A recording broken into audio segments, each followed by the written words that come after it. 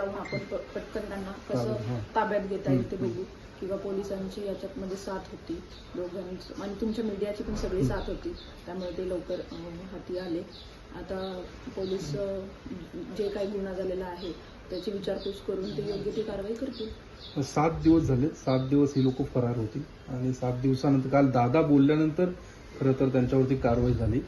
कुठेतरी त्यांना त्यांचा बचाव होत होता असं वाटतं या सगळ्या 7 दिवसांमध्ये? नाही, असं तरी नाही वाटत तुम्हाला की बचाव त्यांचा होत होता. म्हणजे त्यांचे मी पाहिलं जसं की त्यांचे फ्रेंड सर्कल वगैरे त्यांना साथ देत होती, त्याच्यामुळे पण त्यांचा कदाचित बचाव झालेला असेल.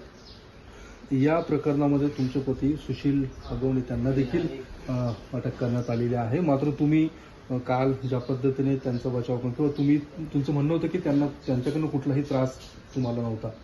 मग या प्रकरणामध्ये त्यांना गोवण्यात आलं असं काही वाटतं तुम्हाला? हो, नक्कीच. कारण की आता पोलिसांमध्ये ते म्हणजे आलेलेच आहे, अटक झालेलेच आहे, तर त्यानुसार सगळे त्यांची विचारपूस केली जाईल आणि जो काही योग्य ते त्यांच्यावरती कारवाई दोघांवरती केली जाईल. काय कारवाई व्हावी आता अशा अपेक्षा आहे? कारण की अटक तर झाली, पण या पुढच्या काळामध्ये काय शिक्षा व्हावी, कारवाई काय व्हावी?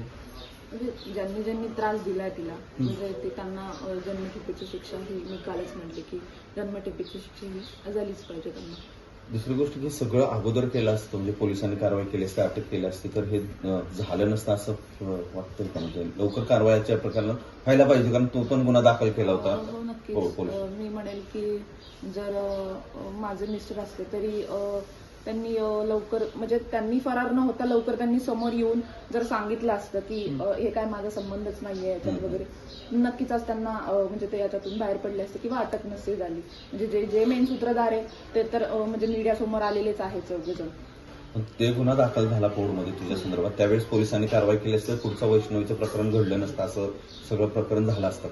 हो, नक्कीच. की त्यावेळेस जर पोलिसांनी योग्य ती कारवाई घेतली, म्हणजे हाती लावली असती, त्यावेळेस पण यांना पकडायची भूमिका घेतली असती, तर ते नक्कीच आज हे नसतं झालं. दुसरी गोष्ट असं की निलेश चव्हाणवर गुन्हा दाखल झालाय वारजे पोलीस स्टेशन. हा निलेश चव्हाण कोण आहे, काय कुटुंबाशी तुमच्या संबंध होता, हे सगळं माहिती आहे तुला? तू कधी म्हणजे माझं नवीन लग्न झालं तेव्हा तो म्हणजे सारखा यायचा घरी, पण मला इतकी माहिती नव्हती. पण नंतर थोड्या काही काळानंतर मला कळलं की ते असे करिश्मा म्हणजे माझे नणंद आहेत त्यांचे फ्रेंड्स आहेत म्हणून, आणि ते कायम माझ्या भांडणामध्ये वगैरे ते असायचे, म्हणजे वैष्णवीच्या म्हणा किंवा आमच्या म्हणा भांडणामध्ये. त्यांनी बाळाला जवळ घ्यायला आले तेव्हा बंदूक दाखवली त्या म्हणजे वैष्णवीच्या नातेवाईकांना असं सांगितलं होतं. खरं तर त्यांनी बंदूक दाखवल्यानंतर त्यांना बाळ दिलं नाही, परत ते पवळेंकडे गेलं. ते पवळे कोण आहे? ते माझे मामा सासरे पवळे जे आहेत ते, त्यांचं नाव अण्णा पवळे असं आहे, आणि त्यांच्याकडं दिलं गेलं होतं असं मला मीडिया थ्रूच कळालं. आणि म्हणजे जो निलेश चव्हाण आहे त्याच्यावरती एवढे गुन्हे दाखल असून त्याच्याकडे रिव्हॉल्वर कशी आहे हे मुळात कारण आहे. तो धमक्यात येतो तर म्हणजे तो विचित्रच, म्हणजे गुन्हेगारच असं समजायचं आपण की तो तेवढा बोलू शकतो, करू शकतो ह्या सगळ्या गोष्टी. तू जेव्हा तेव्हा तक्रार दिली होती तेव्हा पोलिसांनी काय म्हटलं होतं? कारण एवढे दिवस झाले, जर गुन्हा दाखल होऊनही पोलिसांनी जर ऍक्शन घेतली नसेल तर पोलिसांनी तुम्हाला काही पण तक्रार दिली होती? हो, आहे माझ्याकडे त्याचे सगळे स्क्रीनशॉट वगैरे किंवा ईमेल केलेले जे आहे माझ्या भावाने, महिला आयोगाला, त्याचे सगळे आहेत, मी ते फॉरवर्ड करूया. तेव्हा महिला आयोगाने काही ऍक्शन घेतली होती? त्यांनी काही म्हटलं? माझी कंप्लेंट घेत नव्हते महिला आयोग? नाही, पोलीस घेत नव्हते, तर त्यांनी त्यावेळेस सहकार्य केलं होतं की कंप्लेंट तुमची घ्यावी म्हणून, किंवा त्यांच्याशी माझं बोलणं झालं होतं की ते तुझी कंप्लेंट घेतील म्हणून. त्याच्यानंतर काही झालेलं नाही, ऍक्शन काही घेतलेली नाही.